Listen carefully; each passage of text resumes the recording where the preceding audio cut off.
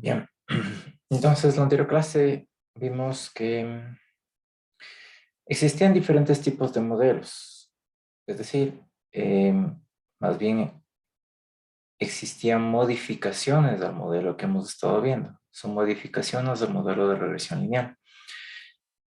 Y tú puedes modificarlo mediante la escala o mediante la aplicación de una variable, por ejemplo, el logaritmo. Encontramos que cuando tú aplicas, por ejemplo, un cambio de escala, en modelos lineales no tienen ninguna afectación. Es decir, únicamente cambian la escala de los betas, pero el modelo sigue funcionando y se mantienen las mismas propiedades estadísticas. Por lo tanto, eso es un aporte importante para seguir trabajando con OLS. Y también vimos que también puedes encontrar modelos que no son lineales y que los puedes convertir en lineales. Justamente vimos que cuando tú tienes un modelo exponencial, es decir, está elevado al beta 1, entonces puedes aplicar logaritmos y por lo tanto puedes obtener de nuevo linealidad. Y entonces te mostré que existen varios tipos de estos modelos que en realidad sí funcionan en economía. Vimos, por ejemplo, el modelo KPM, vimos el modelo de la curva de Phillips, vimos que podías obtener modelos recíprocos para la curva de Phillips, etcétera. Puedes seguir aplicando cualquiera de estos tipos de modelos dependiendo de qué tipo de forma tienen tus observaciones. Si tus observaciones tienen una forma lineal, obviamente no necesitas hacer ninguna transformación de estas que vimos. Pero si tu modelo presenta no linealidad y tú quieres convertirlo en lineal, entonces, por ejemplo, puedes aplicar logaritmos. Entonces, esa es la ventaja de que tú puedes convertir un modelo no lineal en uno lineal. Y además te dije que puedes acceder a otros beneficios de usar logaritmos. Te dije que un beneficio es que te elimina la heterozasticidad porque te hace que las escalas sean más pequeñas. Te permite reducir escalas y te permite que tú puedas interpretarlo en semielasticidades. Entonces, eso también es una ayuda porque vimos que cuando uno está en millones y el otro en miles, entonces se vuelve un poco confuso el cómo interpretarlo.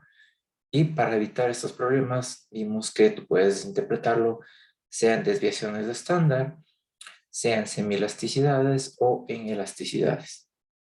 Bien, entonces, básicamente vamos a hacer los ejercicios que les mostré en la teoría. Entonces, esto está en Google Drive.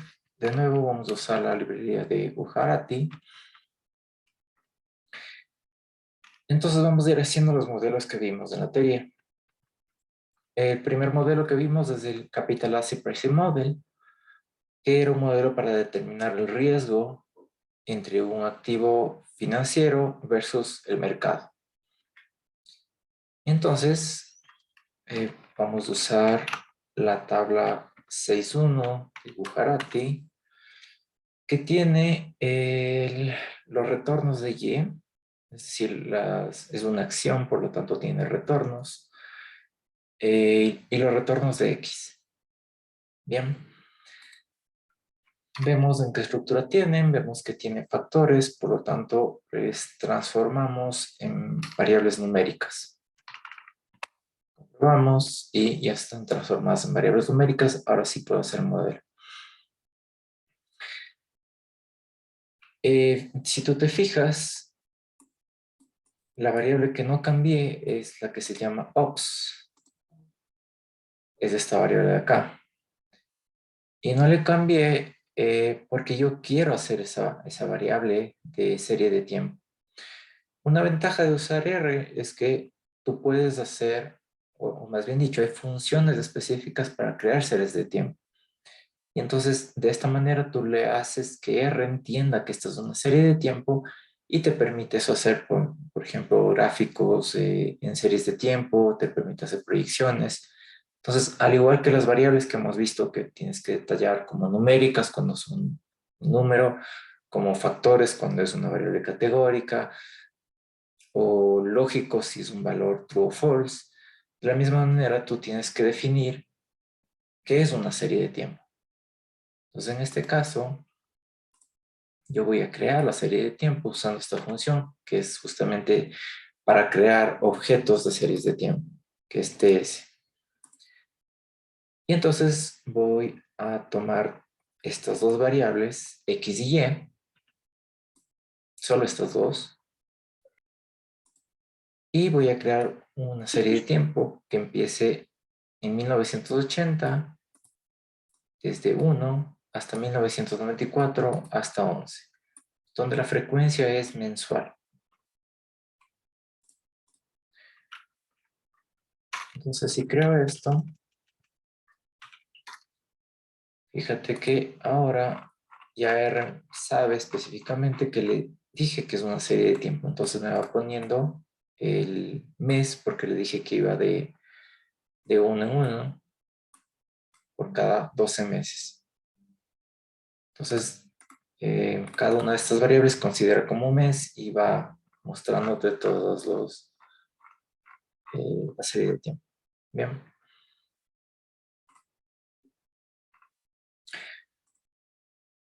Y ya, entonces, este modelo, te dije que es uno de los pocos modelos que tú usas sin intercepto, es decir, que parten del origen. O dicho de otra manera, que no tiene beta 1, que beta 1 es 0. Y entonces, para definir que parte del origen, en R tú lo que pones es esto, menos 1. Entonces ponemos Y como función de X, menos 1. Eso le está diciendo a R que me haga un modelo sin intercepto.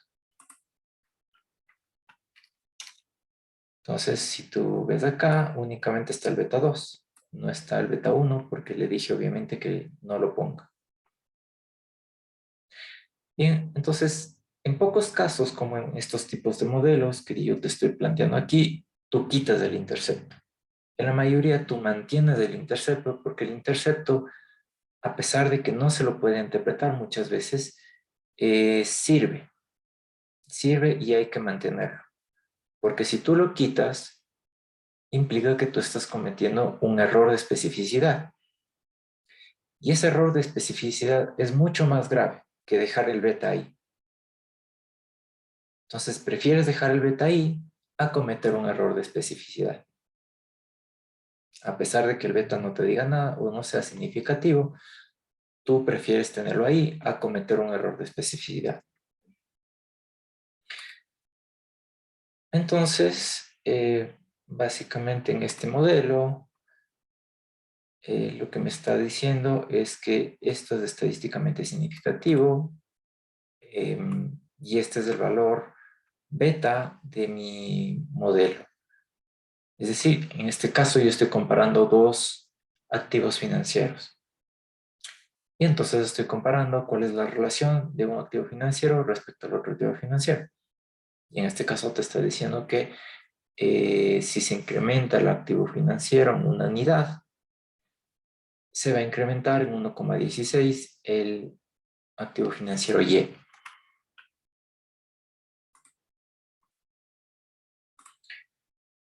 Ahora veamos qué pasa cuando tú haces con intercepto y veamos cuál es la diferencia. Entonces, este es el modelo sin intercepto y este es el modelo con intercepto. Si tú te das cuenta, acá está el intercepto. Entonces, significancia estadística del beta 2 también tienes. Lo que no tienes de significancia estadística del beta 1. Y te dije entonces que esto lo que te está diciendo es que tú no rechazas la hipótesis nula. No rechazas la hipótesis nula que beta es igual a 0, que beta 1 es igual a 0. Es decir, que estadísticamente esto es igual a 0. Y entonces por eso te dije que ya que aquí estadísticamente el beta 1 es 0, tú simplemente puedes eliminarlo y te quedarías con este modelo de acá.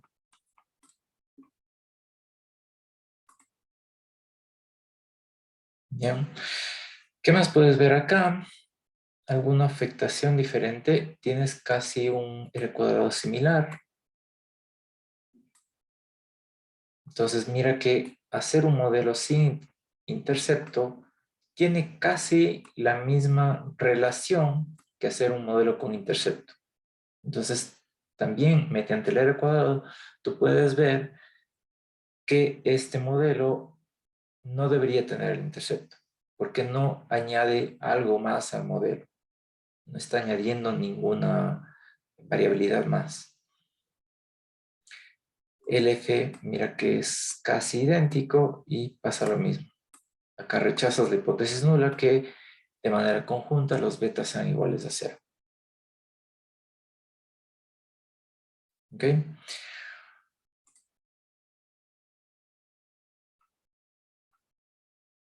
Em,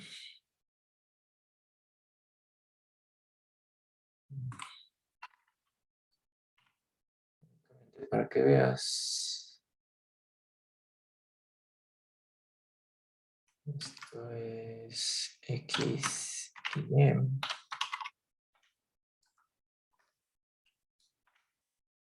Esto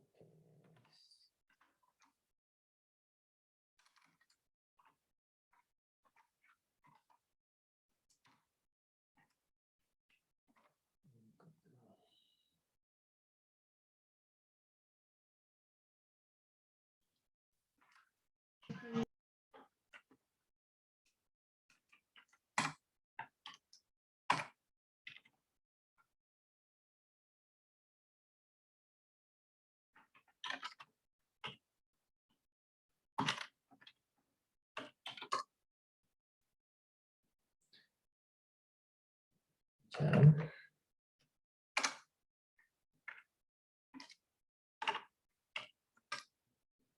Ya.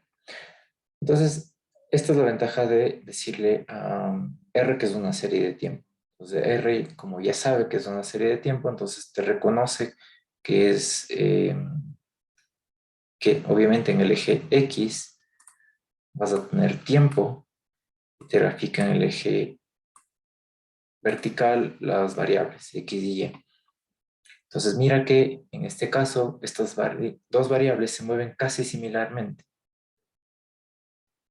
Exactamente, tienen los mismos picos en la mayoría de los casos, no en todos. Por ejemplo, este no tiene, este sí tiene. Y eso es lo que te está mostrando el modelo, que existe una relación entre estas dos variables. Y que esa relación es estadísticamente significativa. Y aquí, obviamente, lo que te está graficando es la tendencia que tienes en función del tiempo. Como va creciendo el tiempo, obviamente es una línea creciente. Y el gráfico anterior lo que te muestra es la correlación. Pues te está mostrando cuál es la relación entre estas dos variables. Entre X y Y, si tú te das cuenta, tienen esta tendencia creciente. Entonces, de nuevo, lo que te está mostrando es que existe una relación entre estos dos. Están relacionados en un 53% y tienen un beta de 1,17. Bien.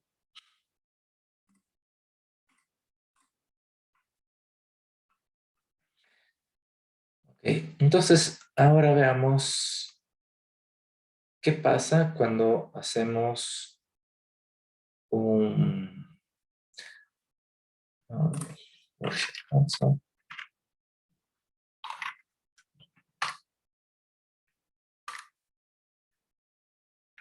también puedes ver cuáles son los residuos en cada caso, en cada modelo. En este caso estamos viendo el modelo sin intercepto. Te está mostrando cómo los residuos se ajustan al Y estimado, a los valores ajustados. Este es el modelo sin intercepto y ves que tiene un buen ajuste. Es decir, debería estar casi en cero, porque eso es lo que nosotros propusimos como supuesto de Gauss-Markov, que los residuos son cero. Por eso, si tú te das cuenta, está casi cercano a cero. Y además esta línea roja está pasando casi por la mitad de todos estos y estimados.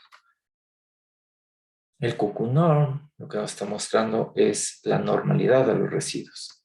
Entonces, si te fijas, la mayoría de los datos están sobre esta línea y lo que significaría entonces es que es probable que tengan normalidad los residuos.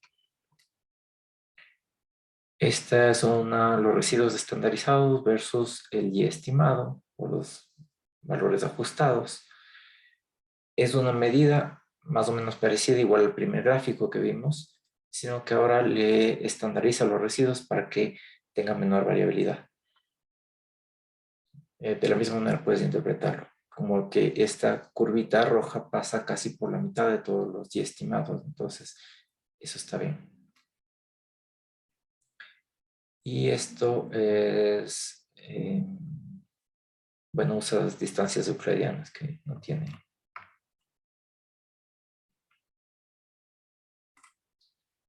Lo mismo puedes hacer con el modelo con intercepto.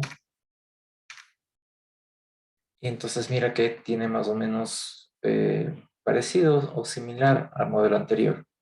Y entonces también te estaría mostrando que gráficamente el modelo 1 y el modelo 2 son básicamente lo mismo.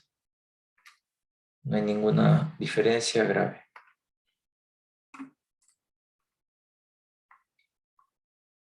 Bien. Ahora veamos qué pasa cuando tú tienes diferentes escalas. Entonces vamos a usar la tabla 6.2 de Bujarati que te dice el gasto en inversión doméstica versus el PIB, el GDP. Bien.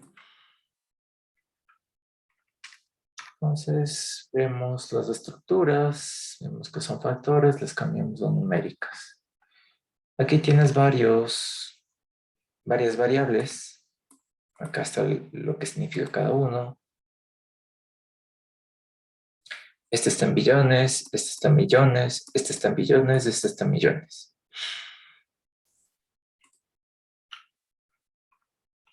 Bien, entonces ya les convertí en numéricas. Y la que no le convertí es a year. Y a year lo que vamos a generar es una secuencia de valores. Si te das cuenta, solo son años. Entonces, lo que voy a generar es una secuencia de valores desde 1990 hasta el 2005 y se va a ir incrementando 1, 1, 1, 1.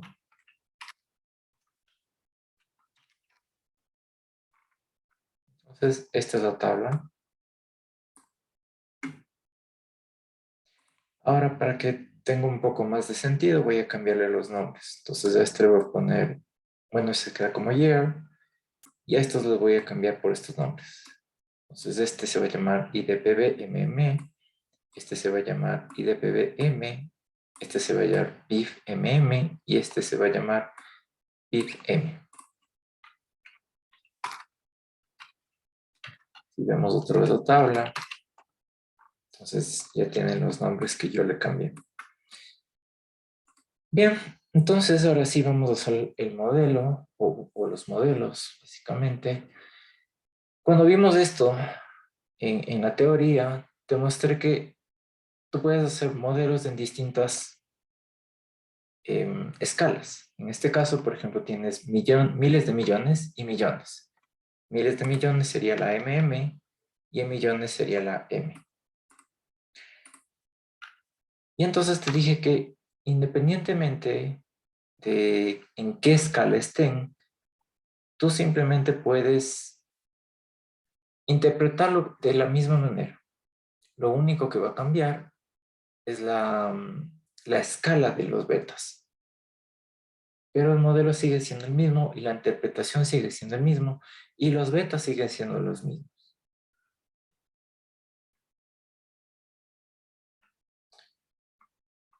Así. Entonces voy a hacer los modelos, en este caso, de miles de millones contra miles de millones, de millones contra millones, de miles de millones contra millones y de millones contra miles de millones. Eso los voy a guardar como rec 3, rec 4, rec 5 y rec 6. Luego voy a convertirle a la variable IDPB en, más bien dicho, le voy a estandarizar. Le voy a convertir en una variable estandarizada. Te dije que para convertir a una variable en estandarizada, lo que haces es tomar la variable, restarle su media y dividir para su desviación estándar. De esa manera ya tienes, en este caso, la y estimada. Lo mismo hacemos con el PIB. Restamos su media y dividimos para la desviación estándar. Entonces tenemos la y estimada y la x estimada. Y el rec 7 es el modelo cuando las dos variables están estandarizadas. Otra forma de hacer esto, en vez de hacer toda esta cosa grandota de acá, puedes poner scale, y scale hace exactamente lo mismo. Resta la media y divide para la desviación estándar. Es otra forma de ponerle en estandarizadas las variables.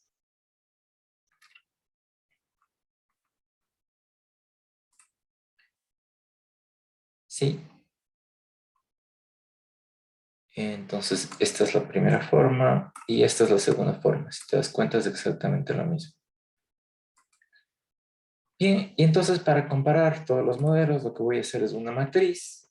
Y en esta matriz voy a guardar todos los betas que obtuve de cada modelo, desde el rec 3 hasta el rec 7, los errores estándar y nada más, solo para compararlos. Y entonces tengo esta matriz. Aquí están los beta 1 que obtuve de cada modelo. Aquí está el error estándar que obtuve de cada modelo. Y de la misma manera el beta 2 y el error estándar. En miles de millones versus miles de millones, en millones versus millones, en miles de millones versus millones, y millones versus miles de millones. Y cuando están las dos estandarizadas. Entonces, en la teoría te mostré que básicamente lo que va cambiando es la escala de estas variables. Entonces aquí, por ejemplo, te asoma 926.09 y acá te asoma 926.090.39. Entonces, lo que está cambiando es, digamos, el número de ceros que te está poniendo, de acuerdo a la escala que tú le estás poniendo en la variable. Lo mismo pasa en beta 2. Acá te da 0.25, 0.25 y acá te da 0.00025. Entonces, básicamente, todos estos modelos quiere decir lo mismo. Lo único diferente es que tú estás interpretando en distintas escalas. En el primero estás interpretando como un incremento de el PIB genera un incremento de 0.25 miles de millones unidades en la inversión privada doméstica. Bien. Y si comparas con las estandarizadas, obviamente ya no tiene sentido, porque las estandarizadas te dije que se interpretan como desviaciones estándar. Entonces, en este caso, lo que dirías es que un incremento en una unidad de desviación estándar en el PIB provoca un incremento de 0.98 desviaciones estándar en la inversión doméstica privada. Sí, esa es la única diferencia. Y te dije que estandarizar te permite justamente evitar estos problemas, de que una está en miles de millones, otra en millones, y que tienes que cambiar la escala y que tienes que interpretar todas estas cosas.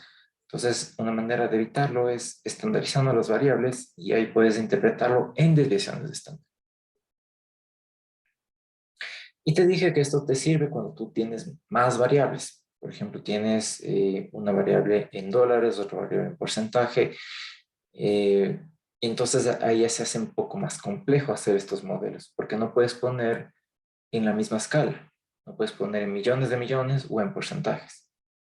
Entonces, una salida a eso es estandarizarlas, todas las variables, y ahí sí puede ser interpretable el modelo.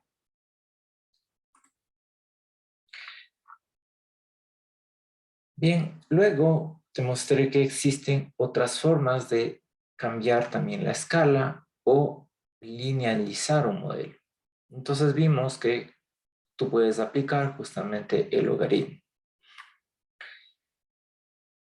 Entonces te mostré que existen distintas formas de aplicación del logaritmo. Existe el modelo log-log, ling-log, log-lin o lin-lin. Entonces lo que te está mostrando es si es que la parte izquierda o la parte derecha está en logaritmo.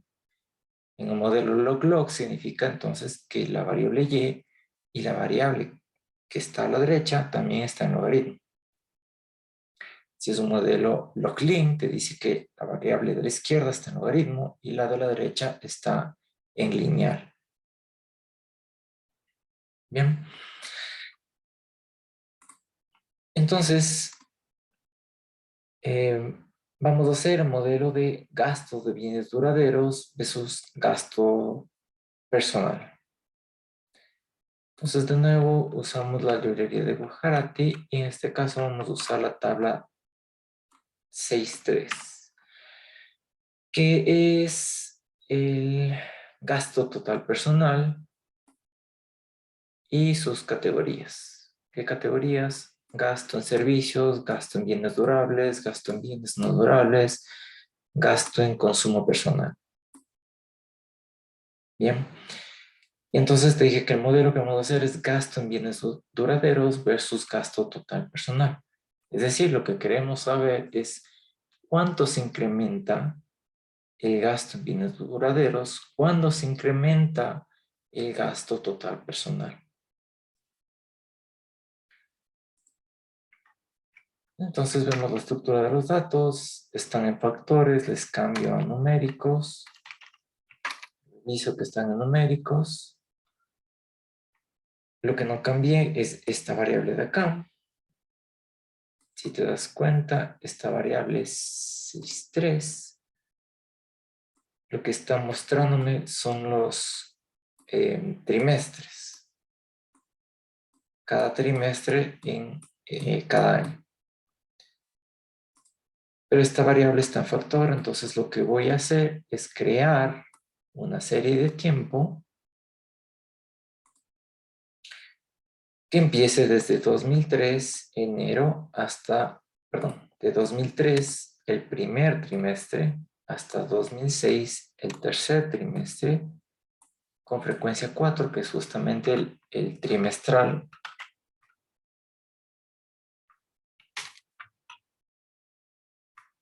Entonces veamos qué hizo. Entonces mira que ahora ya R le reconoce como una serie que es numérica y que me está graficando por trimestres.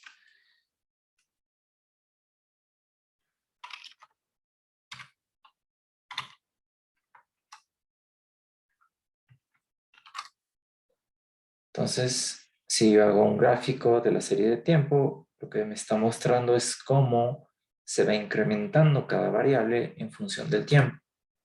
Entonces, el tiempo está en la variable X y aquí tienes cada una de las variables de gasto. Y lo que estás viendo es justamente lo que vimos con el nombre de tendencia. Es cuál es la tendencia a medida que se incrementa el tiempo, cómo van cambiando estas variables.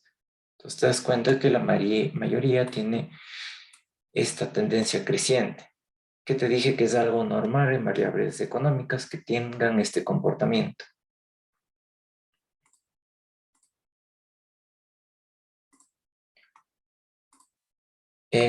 Está con estos nombres medio raros, entonces los voy a cambiar a estos que me dicen más específicamente qué son. Por ejemplo, gasto en servicio, gasto en bienes durables, gasto total, gasto, etc.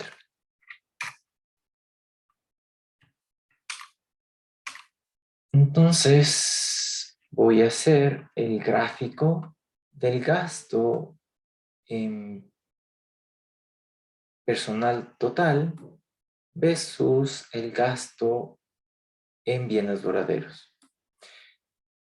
Y entonces el gráfico lo que te muestra es que existe una relación entre estos dos, entre el gasto personal y el gasto en bienes duraderos. Y te está mostrando que a medida que se incrementa el gasto personal, el gasto en bienes duraderos también tiende a incrementarse.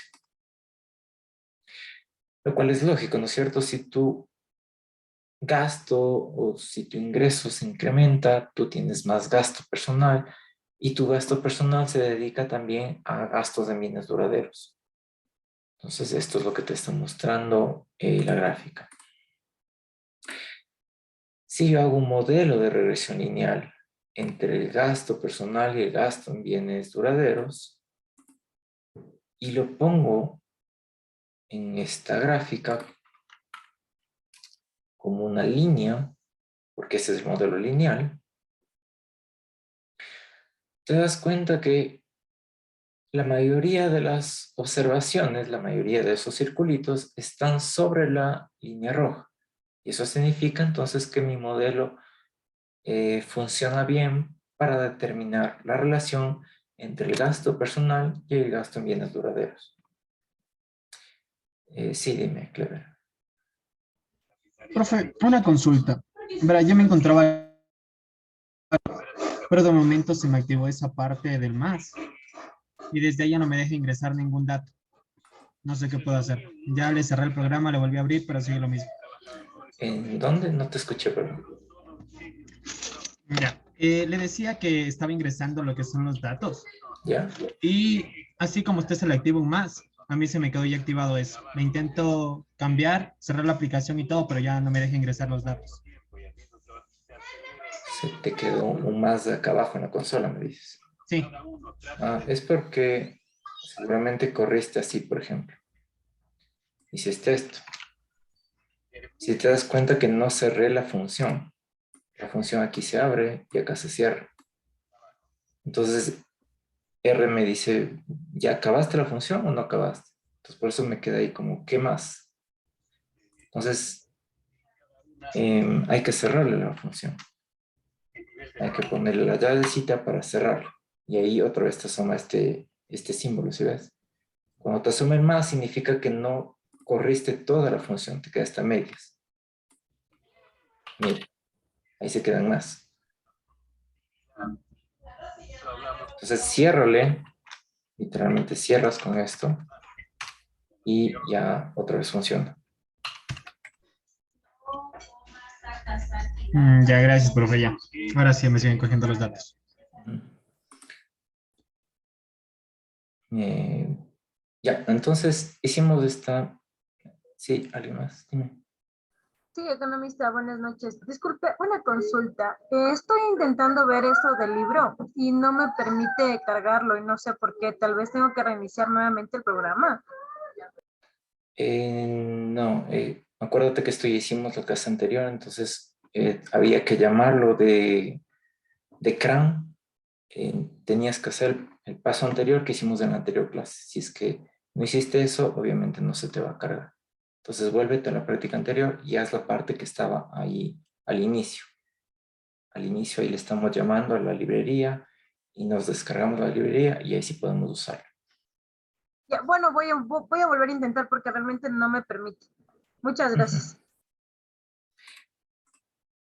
Bien, entonces en este caso hicimos el gasto personal versus el gasto en bienes duraderos. Ahora, la pregunta es, ¿qué pasa cuando tú haces un logaritmo? Entonces, ahorita graficamos el nivel. Grafiquemos en logaritmo a ver qué te pasa.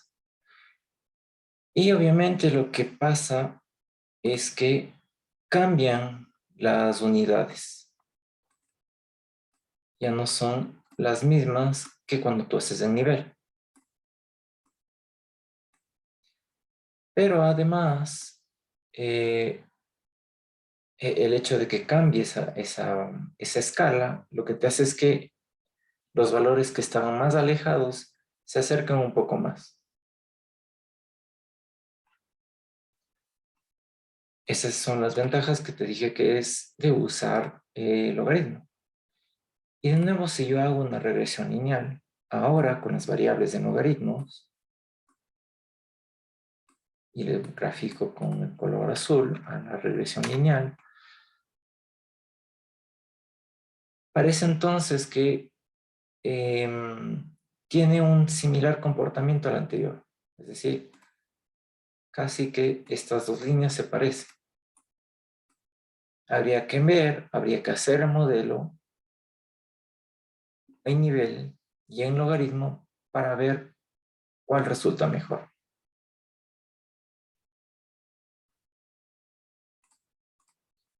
Entonces, hagamos el modelo de regresión en logaritmos y si quieres hacemos también el modelo en nivel para que veas qué pasa.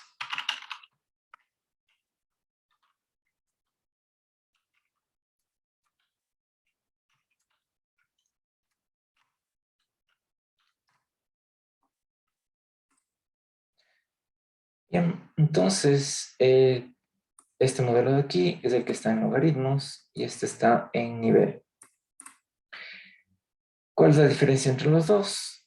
Los dos contienen el intercepto, el beta 1 y el beta 2.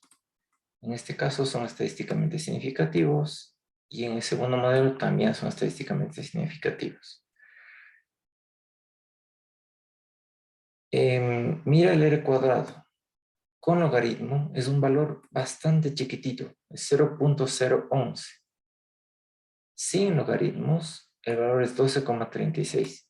Y entonces ahí te das cuenta que lo que hizo el modelo, o que lo que hizo aplicar logaritmos es reducir la escala. De esa manera, ahora tus errores son más pequeños. El R cuadrado en logaritmo 0.96, sin logaritmo 0.97. Algo mejoró aplicar logaritmos. Algo mejoró me refiero a que quitó heterozasticidad, por eso se reduce el R cuadrado. Las escalas obviamente son distintas. Mira acá 0.023 y acá es 24,883. Entonces, ¿cuál escogerías? ¿El modelo en logaritmos o el modelo a nivel?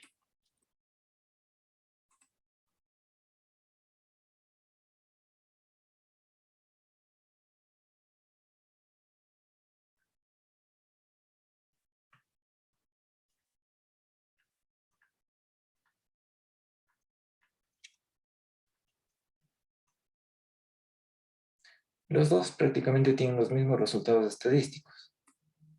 Los betas son estadísticamente significativos y la prueba F también es estadísticamente significativa.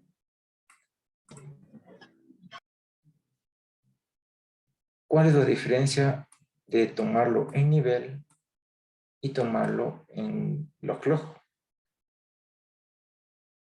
La única diferencia que vas a obtener es que aquí tienes que interpretarlo como como una elasticidad, porque es un modelo log-log. Y acá tienes que interpretarlo en la escala que estén. Entonces, en este caso, si están en millones, tienes que interpretar los betas en millones. Mientras que acá los interpretas como elasticidades.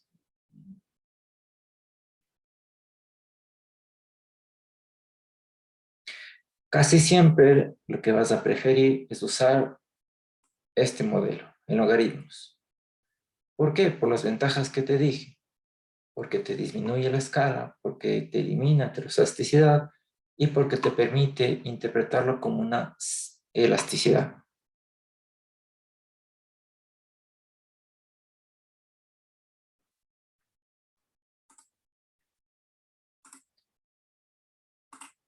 Bien.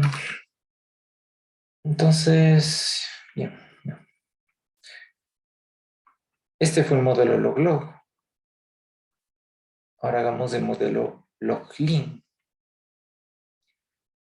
Este es un modelo de semi-elasticidad porque va a estar en logaritmo el gasto en servicios y vamos a compararlo versus el tiempo. Entonces voy a cambiarle el nombre de la primera variable de esta tabla. Ahorita se llama year or quarter y le voy a cambiar por fecha.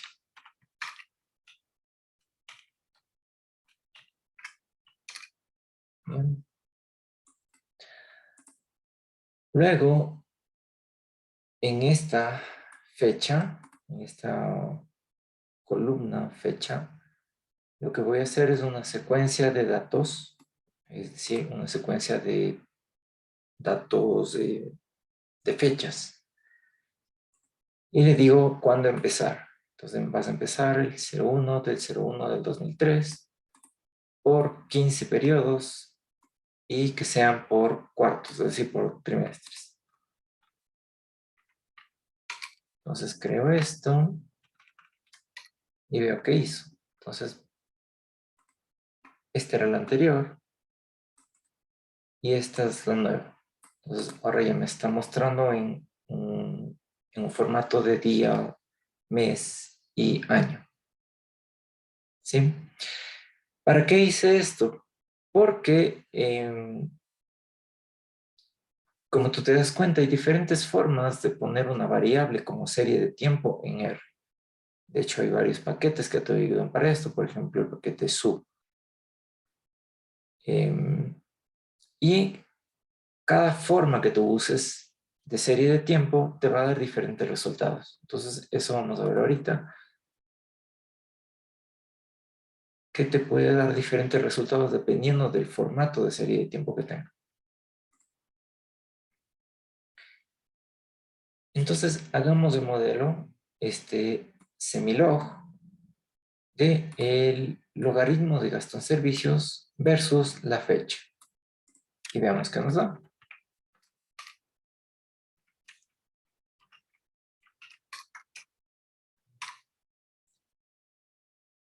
A ver qué pasó.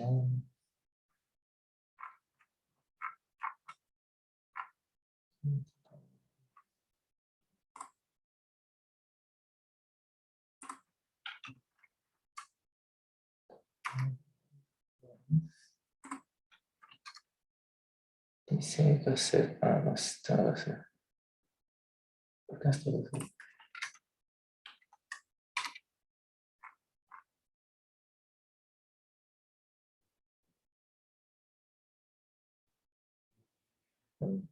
Ya.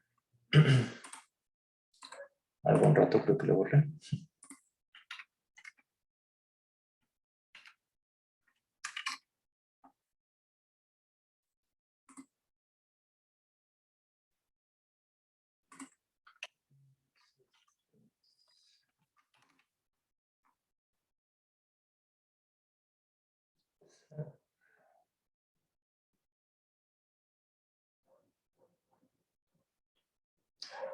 Ah, ok.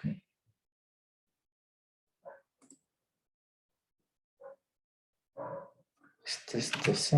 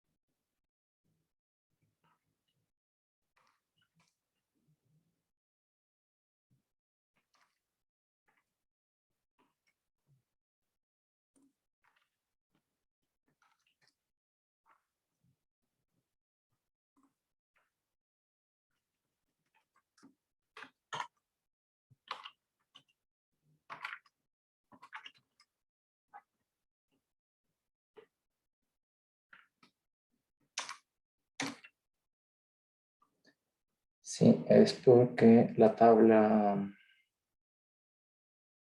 6.3 no le cambié el nombre. Debía haberle cambiado el nombre. Bueno, se puede resolver así. Bien, entonces lo que estoy haciendo aquí es que estoy tomando la tabla 6.3 sin modificaciones. Le cambié la fecha, la variable de acá. Luego hice esta secuencia de fechas. Y luego hice el modelo de log de gastos de servicios versus la fecha.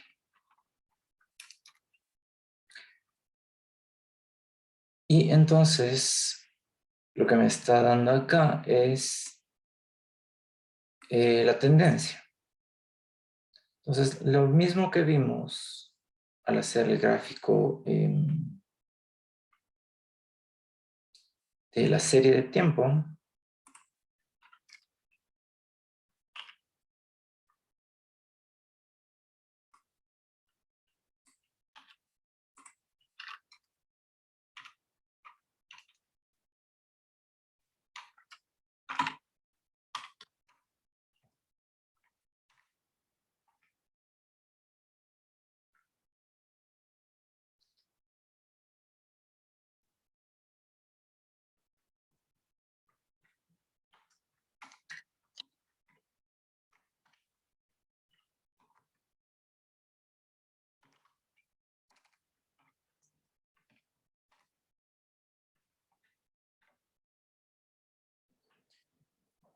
lo mismo que estamos viendo acá,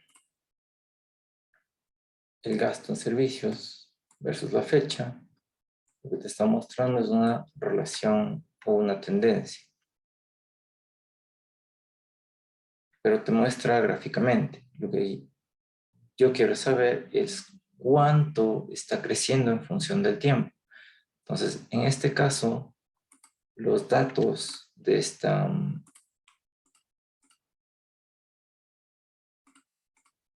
tabla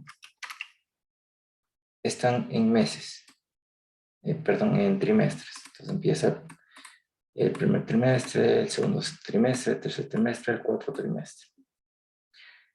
Entonces, al hacer esta regresión, lo que te está dando este beta de acá es el crecimiento por trimestre de esa variable. Entonces, en este caso, lo que te está diciendo es que cada trimestre la variable gasto en servicios tiende a incrementarse en un 0.000077. Eso es cuánto se está incrementando. Por trimestre, porque esta base de datos la estamos teniendo en trimestres. Entonces, lo que te está mostrando es la tendencia, en este caso creciente, de esa variable.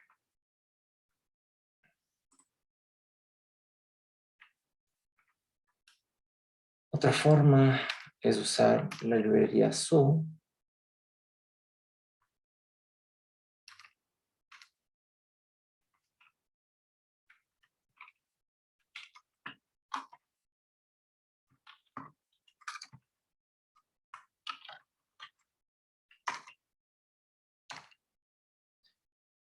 Estamos haciendo exactamente el mismo modelo. Mira que acá te daba 0.000077 y ahora te da 0.02. Entonces, ¿cuál es la diferencia? Que acá usamos, más bien dicho, acá no usamos la serie de tiempo. No le dijimos a R que es una serie de tiempo. Y ahora acá sí le estoy diciendo a R que es una serie de tiempo que es trimestral.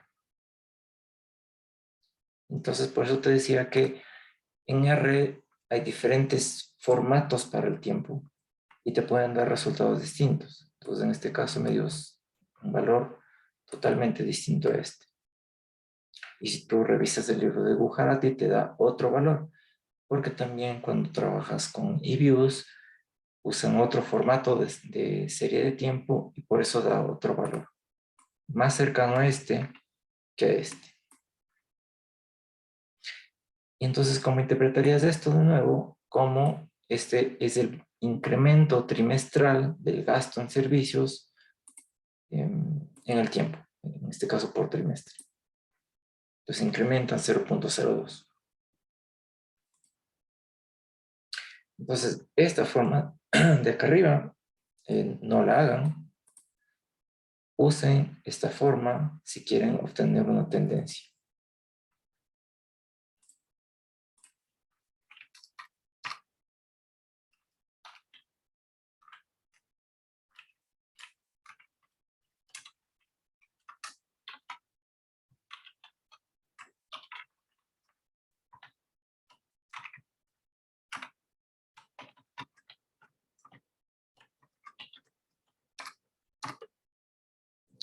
Y entonces es esto básicamente. Lo que te está mostrando es la relación entre el logaritmo de gasto en servicios versus la fecha. Y lo que te creo es esta regresión lineal que te está mostrando ese crecimiento trimestral de esta variable.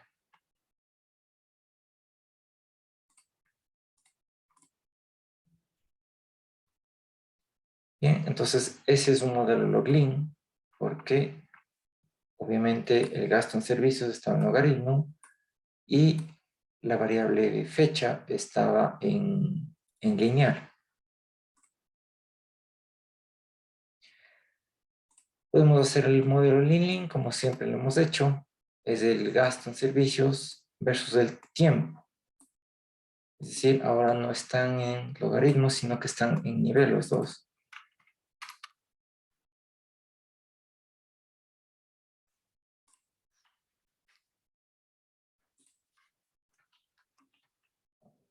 Esto.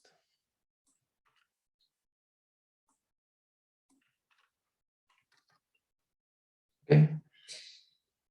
Entonces, en nivel te da otro valor, porque obviamente no está en semi-elasticidades. En este caso de acá sí estaba en una semi-elasticidad.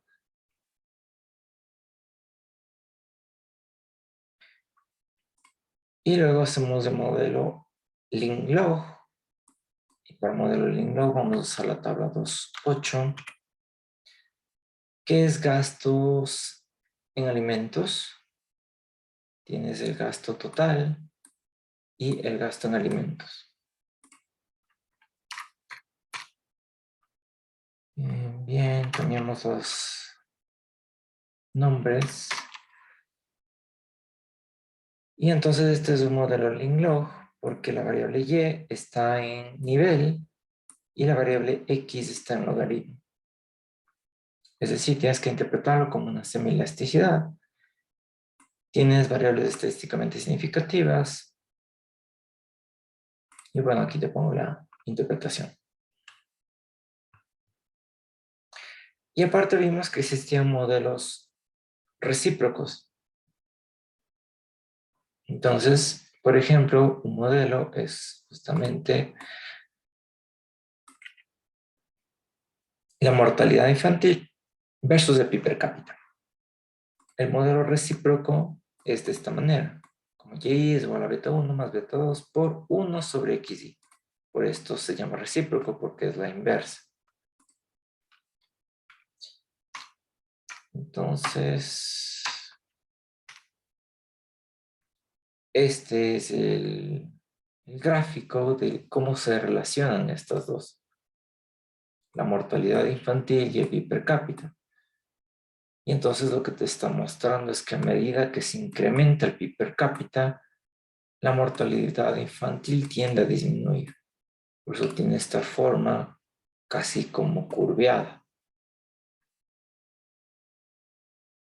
Lo que es lógico, ¿no es cierto? Un país, digamos en Canadá, que tiene PIB per cápita alto, tiene una mortalidad más baja, justamente porque tienen más capacidad para darte en medicinas o en atención hospitalaria.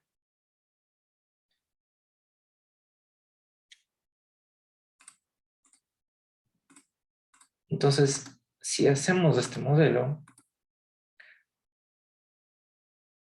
nosotros tenemos esta tabla.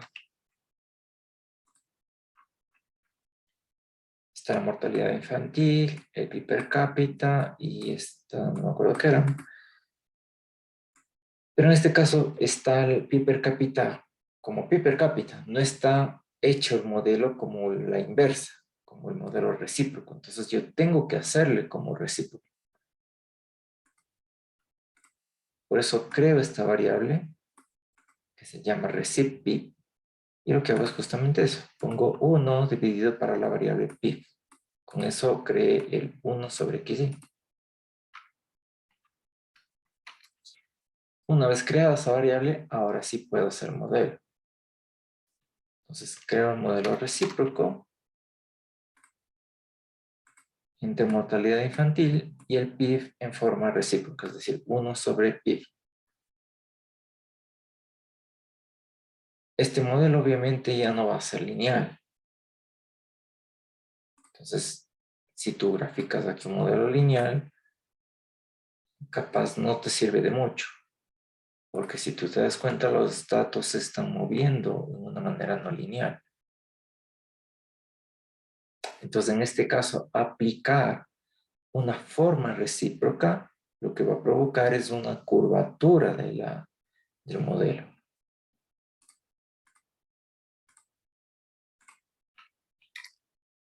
Esto, básicamente. El modelo recíproco lo que hizo es esta curva azul. Y te está mostrando justamente esa curvatura de los datos.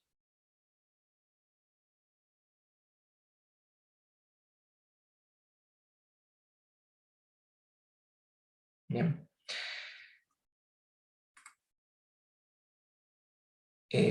Y otra forma más o menos parecida a esta era justamente la curva de Phillips.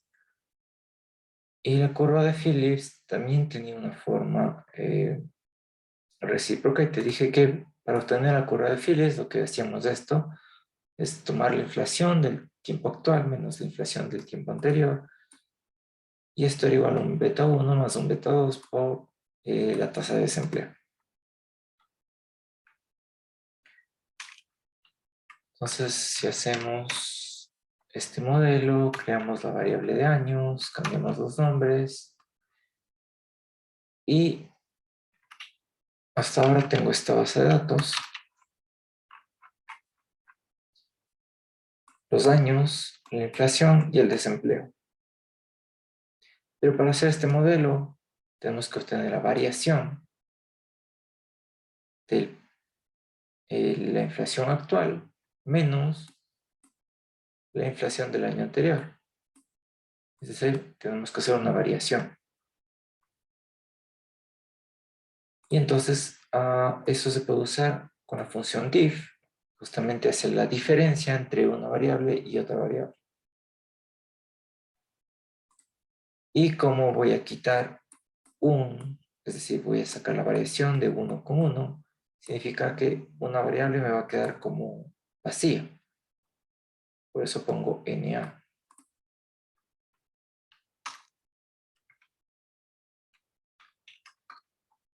Entonces, mira, esto es básicamente la variación. Es esto menos esto, me da esto. Esto menos esto, me da esto. Por eso me iba a quedar una vacía, que es lo que puse con NA.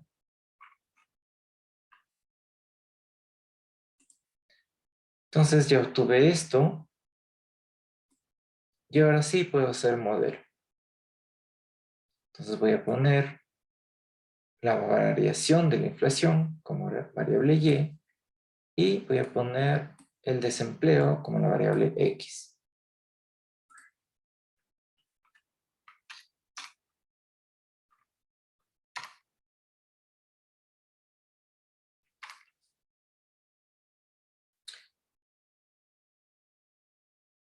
Entonces,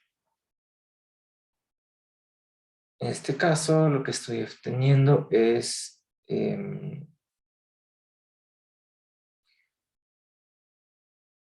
¿cuál es la relación entre el desempleo y la inflación? En este caso me está mostrando que existe una relación negativa entre estas dos variables de 0,63. En este caso hicimos un modelo lineal. Si tú te fijas, obtuve la variación de la inflación y hice un modelo lineal respecto al desempleo. Por eso obtuvimos esta gráfica de acá, donde la curva roja es una línea. Hicimos un modelo lineal. Ahora veamos qué pasa si en vez de hacer este modelo, haces un modelo recíproco. Es decir, si divides 1 para esto, para la tasa de desempleo. Y veamos qué pasa. Entonces hago esta variable recíproca, pongo 1 dividido por el desempleo, y luego hago este modelo recíproco. Es la variación de la inflación en relación al el recíproco del desempleo.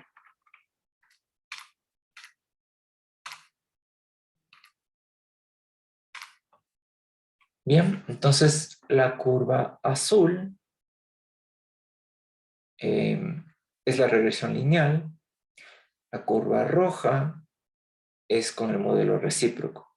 Entonces mira lo que ganaste. Ganaste justamente esa curvatura que no obtuviste con el modelo lineal.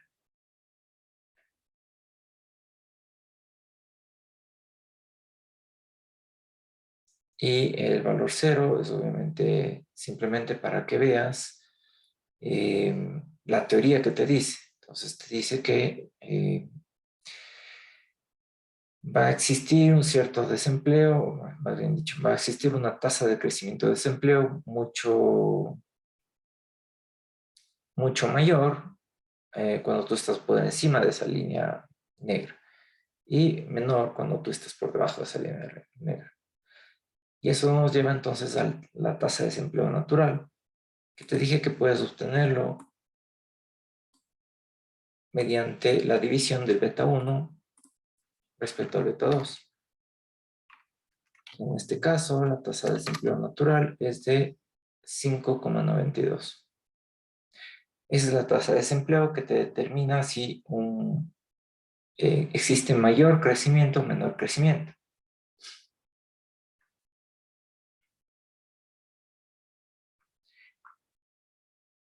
Y además te dije que otra forma de transformar, bueno, en realidad hay un millón de formas de transformar las variables, pero una forma que es más conocida es la Box-Cox. Y esta lo que te permite es transformar una distribución no normal en una normal. Te dije que usualmente usas una transformación tipo Box-Cox cuando tú quieres que tus residuos sean normales. Entonces, por ejemplo, hiciste tu modelo y te resultó que los residuos no son normales. Entonces tú decides hacer una transformación Box-Cox con las variables para que ahora sí los residuos sean normales. Esta transformación Box-Cox se parece mucho a lo que hemos estado haciendo hasta ahorita. Una transformación con logaritmos o un modelo recíproco es exactamente lo mismo. Te vas a dar cuenta que el Box-Cox lo que hace es hacer un modelo recíproco. Entonces divide 1 para este valor lambda óptimo que encuentra. Una vez que encuentra este valor óptimo, le multiplica por las variables y ahora sí lo hace normal. Entonces debemos usar la librería más, instalen la librería y luego llámenla. Y vamos a crear dos variables, la variable y y la variable x. Y hacemos un modelo lineal.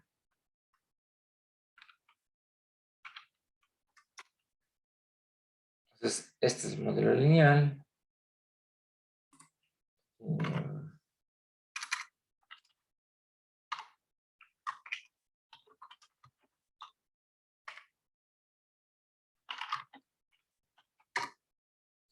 Y este es el gráfico del modelo lineal.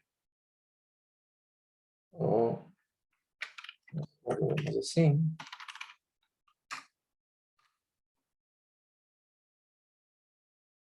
Entonces, si ves que es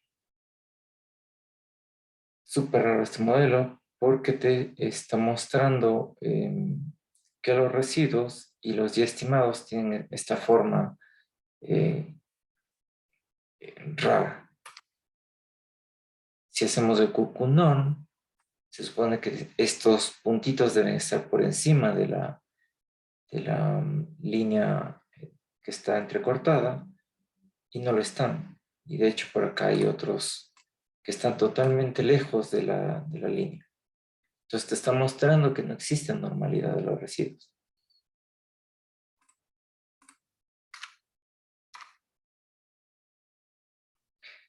Entonces lo que vamos a usar es esta función que se llama boxcox y lo guardamos como BC.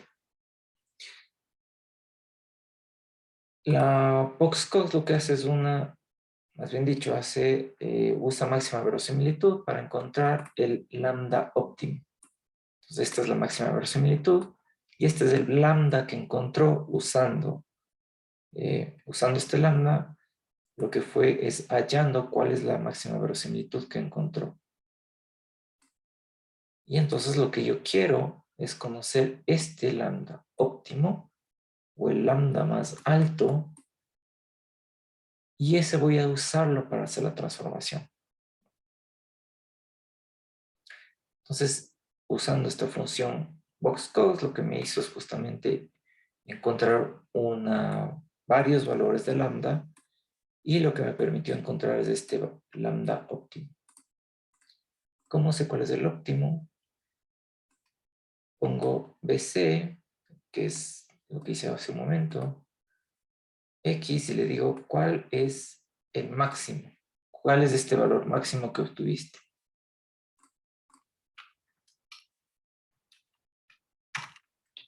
Entonces me dice que el lambda óptimo es de menos 0.42.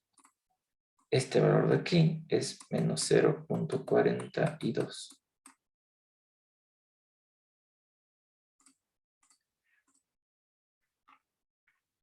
Y ahora sí hago el nuevo modelo, tomo el y elevado a este lambda menos 1. Es decir, es la inversa. Y esto dividido para el lambda. Y en relación con x. Fíjate que sigo haciendo el modelo de regresión lineal. Lo que hice es una transformación de la variable y aplicando este lambda.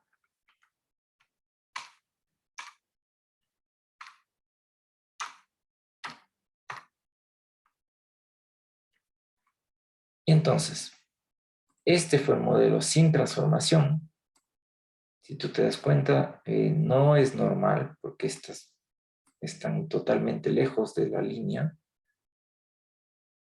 Y este lambda, cuando hicimos el lambda con 0.42, ahora mira que ya logramos que tengan esa forma de una lineal y que la mayoría de los valores estén cercanos a esta línea. Por tanto, ahora sí los residuos son normales. Entonces, esto puedes usar cuando tú encuentres que no exista normalidad, haces una transformación de los datos. O puedes aplicar logaritmos, aplicas un modelo log-log y vas a hacer casi que lo mismo. ¿Sí? Entonces, todo lo que vimos ahora y en la clase teórica básicamente son transformaciones de la regresión lineal.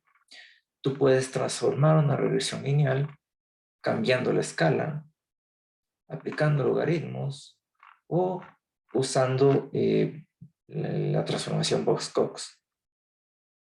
Siempre seguimos usando el modelo de regresión lineal. Lo único que estamos transformando son las escalas de las variables. Y de nuevo, la ventaja de usar logaritmos es mucho más allá de solo linealizar. Entonces, cuando ya vayamos viendo otros modelos, te vas a dar cuenta que la mayoría siempre usamos logaritmo. Es justamente por estas propiedades que te mencioné el día de hoy. ¿Ok? ¿Sí? ¿Alguna pregunta?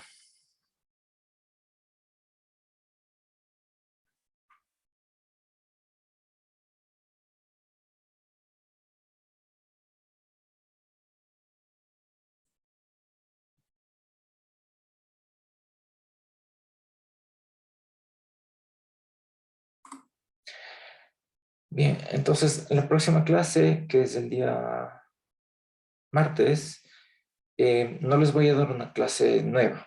Lo que vamos a hacer son preguntas de lo que a ustedes se les haya quedado durante este primer parcial. Entonces, resolvemos cualquier pregunta que tengan, sea en R o sea de la teoría. ¿Ok? Entonces, con esta clase concluimos lo que es todo lo que teníamos que ver del primer parcial. Nos queda pendiente una evaluación que sería de este tema y no me acuerdo de este tema o del anterior. El tema 6, tutor. El tema 6. El tema 6. Este es el tema 6. Solo este nos queda pendiente, ¿no? La evaluación es solamente teoría, ¿verdad? La evaluación es solamente teoría. Sí, claro. Tutor, disculpe, la actividad todavía está hasta el 12 hasta el domingo. Ya les cambio ahorita mismo. Muchas gracias. Con el tema, como dice que el martes nos va a dar como preguntas y eso, ¿será que ahí nos puede dar el reforzamiento de los temas que los compañeros me indican? Que el tema que tiene más complejidad es el tema 4 y el tema 5. Claro, claro. Para eso es justamente esa clase, para reforzarles en lo que les queda pendiente. Ok, tutor, muchas gracias. Mm, Esto está hasta el 12.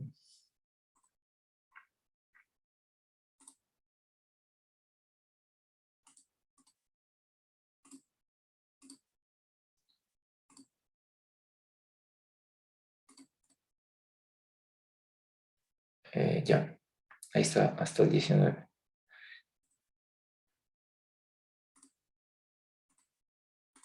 Bien, ¿alguna pregunta más de este tema?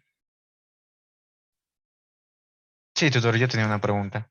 Ujú, Era más, bueno, con respecto a la facilidad que usted hace para correr los códigos en R, que ujú, solo creo que presiona una tecla y los hace correr, no más no, solo selecciona todo el código y después le da clic en Run.